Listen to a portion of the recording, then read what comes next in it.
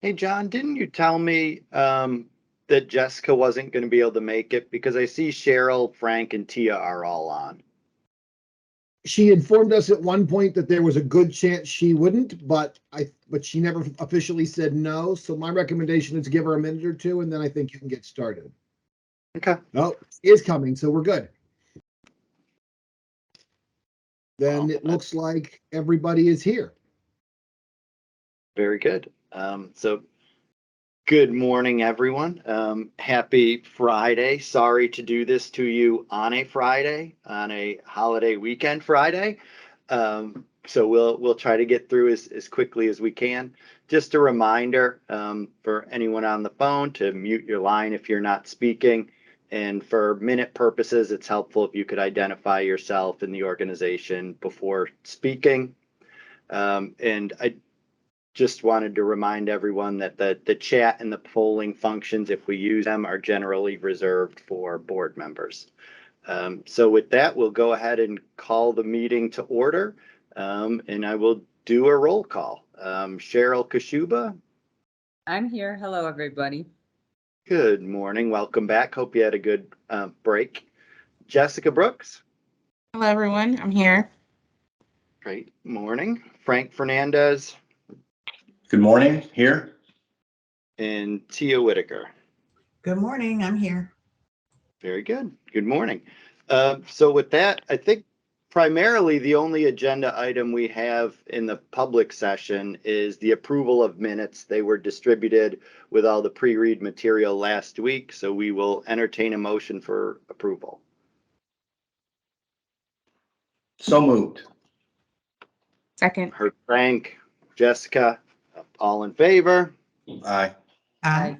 Any opposed? Nope, motion carries. And actually, I did not realize, I didn't get that right. We do have one more general conversation for the meeting while it's in public. But before we get there, I wanted to make a note that public participation is permitted at the meeting, is required by the Sunshine Act in the absence of official policy related to public comment at board meetings, and to ensure the orderly progress of today's meeting, all comments should be directed to the chair and should be limited to no more than 5 minutes in duration. Questions asked of the chair or the board as part of the public comment may or may not be addressed. So with that, is there any public comment at this time?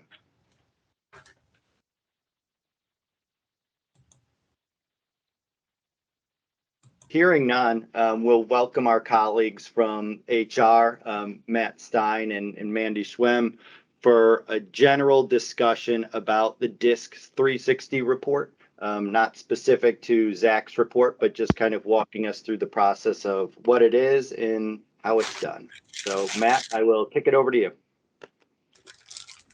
Good morning. Thank you, everyone. I'm going to actually defer this to Mandy. This is her area of expertise, and we'll certainly entertain any questions or discussion after she presents what she's going to here. So go ahead, Mandy. Good morning, everyone. Again, this is just going to be a high-level overview as requested. These slides are not particular to any of the information that applies to Zach's raters. It's just an overarching understanding, brief overview. So DISC 363 for leaders, what that is it is a 360 feedback. For those of you like myself wonder why is it 363 then? The product actually gives you 3 things in which you can improve on. So that is how it came up with the name 363 instead of your usual known industry standard 360. So there's your little Jeopardy question for the day. Interpersonal aspects of leadership is where this focuses on. It takes a look at 8 different approaches of effective leadership. They are around, you can see them around the visual there if you want to go ahead and take a look at those. It focuses on those 8 approaches. It focuses on those because it correlates back to DISC styles and priorities, and that is a behavioral assessment that gets us to understand ourselves and helps to understand others better. And then this just branches off into the leadership portion of it. It increases effectiveness by allowing participants to understand how others see participants as a leader. It explores those 8 tendencies around and how you can approach them better. You'll see it once we, kind of get into the weeds of it. It'll give you a little plot, and you can kind of see how you are deficit in comparison to someone else, or how you rate yourself better. And then learning those 3 strategies are going to help you become more effective. So it goes ahead and it takes all of the data that was compiled together. And of course, there's some crazy algorithm in the background that it calculates that all out. And it takes all the data and gives you what it feels are the top 3 things and some tips on how you can increase that effectiveness. Next slide.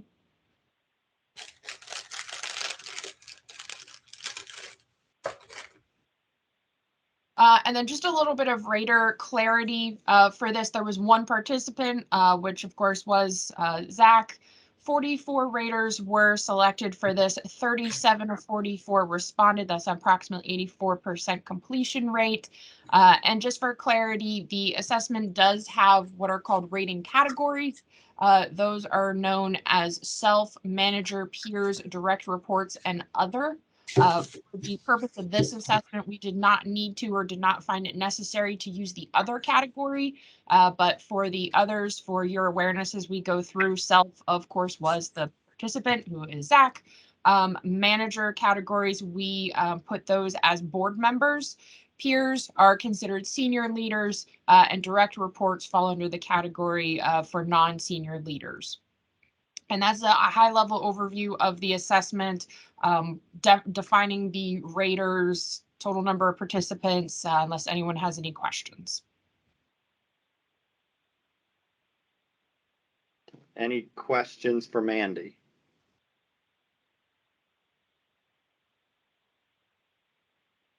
Thanks for the overview.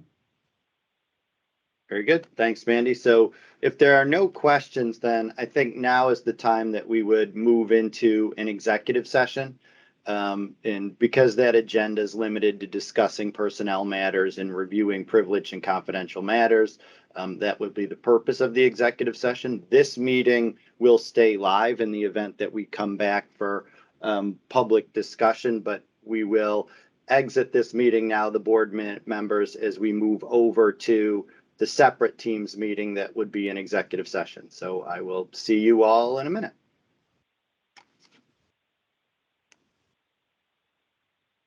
Thank you.